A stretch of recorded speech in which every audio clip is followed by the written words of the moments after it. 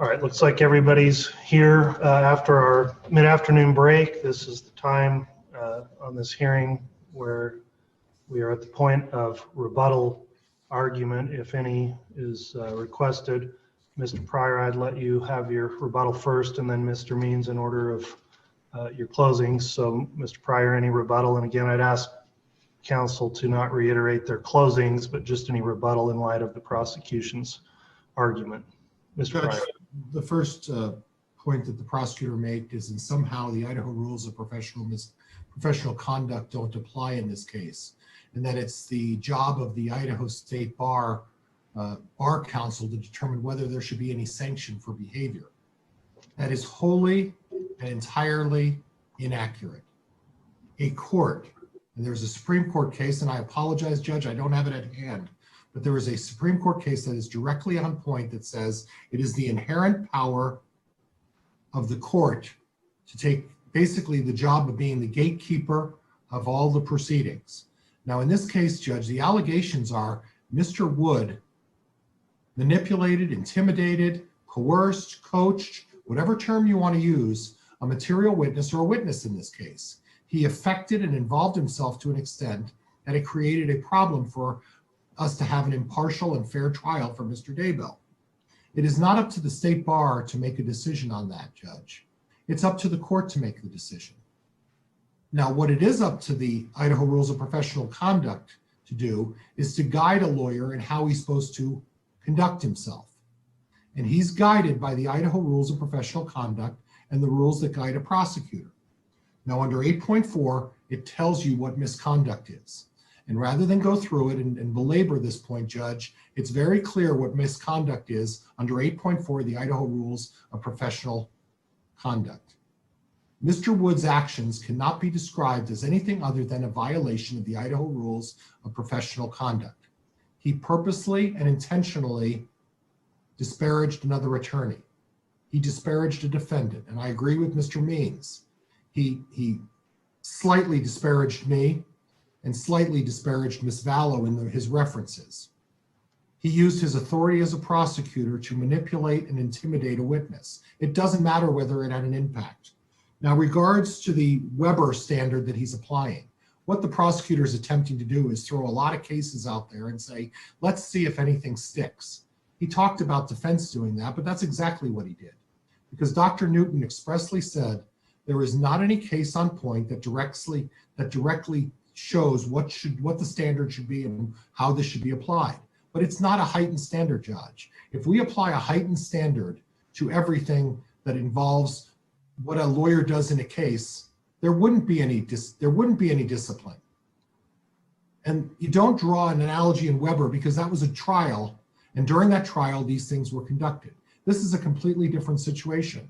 This is a case that before a witness gets in front of a police officer and before she gets to testify, this prosecutor spent 20 minutes massaging his theory. Now, Mr. Evans said, Mr. Means never said to Ms. Shiftlet what to say. I beg to differ. And I asked the court to go back to the transcript, go back to the tape recording, and hear Mr. Wood in his own words, this is what I want. This is what I want. So quite honestly, Judge, he did say what he wanted Ms. Shiftlet to say. I can't even fathom how this is not in any way a violation of the numerous rules of Idaho Rules of Professional Conduct. In regards to a criminal statute, Judge, it's a very broad statute. And as a defense attorney, I understand and I advise all of my clients that in no way should you do anything that could be construed as influencing, inferring, suggesting anything to a witness when you're a defendant in a case. And the fact of the matter is Mr. Newton, Dr. Newton, excuse me, Dr. Davidson, and Garrett Smith, all of them said, there is no doubt that this is coaching, this is influencing, and Judge, if it's coaching or influencing, Mr. Wood violated a criminal statute. Now, in conclusion, this pretrial taint hearing, Judge, I'm going to suggest a pretrial taint hearing too, Judge, But that's going to be after I suggest my remedy that Mr. Wood get removed from this case. And I reiterate, I want him removed from this case. And then I'm going to gather every witness that's involved in this case and request the court do a pre-taint hearing on every witness. And Mr. Wood will be called and subpoenaed as a witness in every one of those pre-taint hearings. I'm going to object. This is off what we're talking about today. Oh, we talked about Judge, we talked about a pre-taint hearing, and I get to address that. You can address that, but we are just, well, it's part of your argument. So go ahead, Mr. Pryor. And Judge, I'm going to call all of the witnesses, and I'm going to call Mr. Wood, and I'm going to get him on the stand under oath, and we're going to talk about what was discussed. Because quite honest. But Mr. Pryor, this is not really argument now at this point. You're just indicating a procedure you're going to follow in the future. So please just keep it to a legal argument, if you would. Well, the procedure simply is a reason and a justification for what has transpired here. I understand. As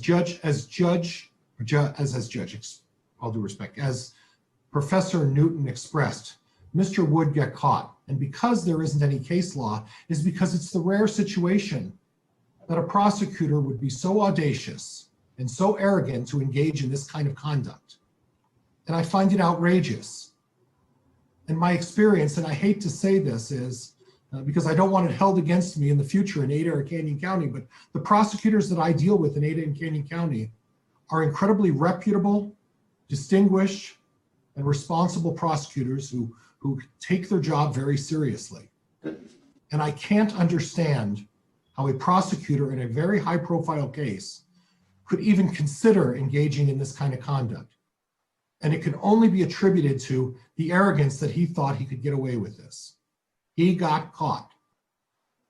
And I want some assurance from the court at some point that none of the other witnesses have been influenced this way. None of the other influences have been subjected to Mr. Wood's version of meet and greet. And I'm not sure how we're going to do that.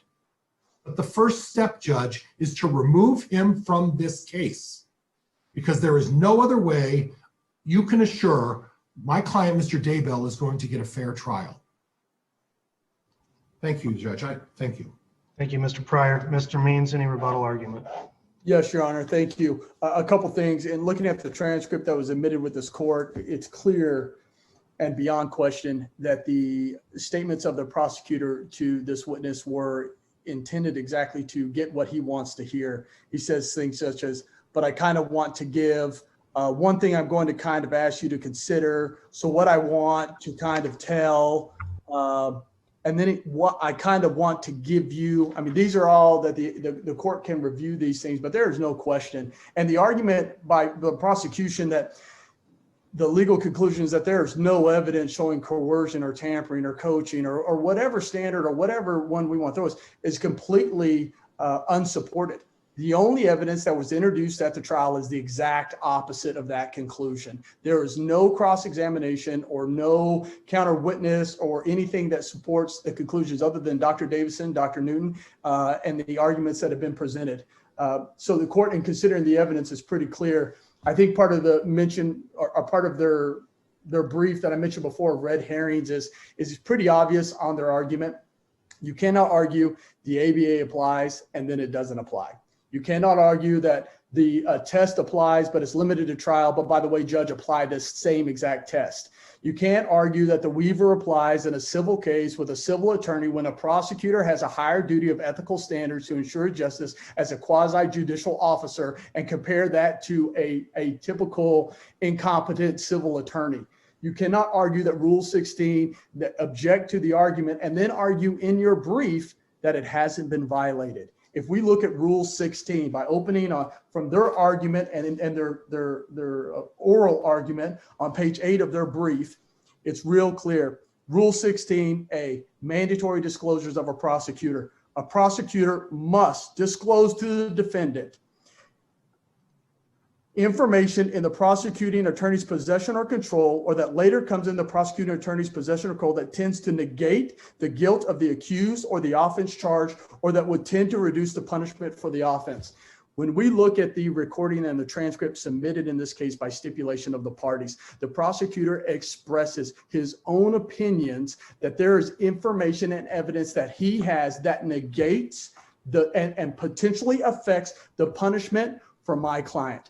This information was withheld and has not been produced absent the recording that we received and provided to the court. That is clear. When we flip over to, in the same rule portion of 6, state witnesses, down toward the middle portion, the rule says the prosecuting attorney must also furnish on written request, which we've requested multiple times, the statements made by the prosecution witnesses or prospective prosecution witnesses to the prosecuting attorney or the prosecuting attorney's agents or to any official involved in the investigation of the case unless a protective order is issued.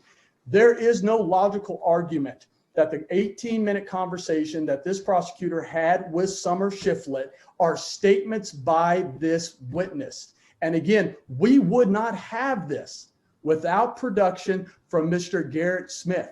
It was not included in discovery responses. It was not produced despite it happening in October and this hearing now happening in January. The prosecutor, even if he didn't record the hearing, held in his hands statements by this witness.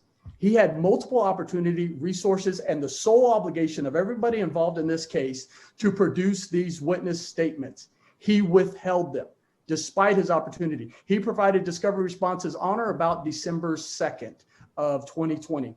In no way are these statements by this witnesses included in those discovery responses. They were withheld. That end of Rule 16 allows this court to issue appropriate sanctions as a result of those violations. I think the sanction has to be at this point in time, when combined with the other issues here, disqualification from this case. And then if we finally look at Rule 8.4, misconduct of the Idaho rules of professional responsibilities, there's a violation of A, B, C, and D. This prosecutor engaged, if you look at D, engaged in conduct that is prejudicial to the administration of justice. No question about it. In C, engaged in conduct involving dishonesty, fraud, deceit, or misrepresentation. Committed a criminal act, and then it goes on. Violates or attempts to violate the rules of professional conduct. So the standard on 8.4 is not even did he violate the rule, he attempted to violate the rule. These are all problems that I think fall well within the discretion of this court to order Mr. Wood be disqualified from this case. Thank you, Your Honor. All right, thank you, Mr. Means. That'll conclude the arguments on the motions. Council, I'm going to take a little bit of time here to get my thoughts together on a ruling. I am prepared to make a ruling on this afternoon, but I need a little time in order to put that together. So apologies for dragging this out potentially longer than necessary, but I'm going to take a break for about an hour and then we will come back on the record at 4:30 and I'll make a decision at that time. So we'll be in recess until then. Thank you, Your Honor. Thank you.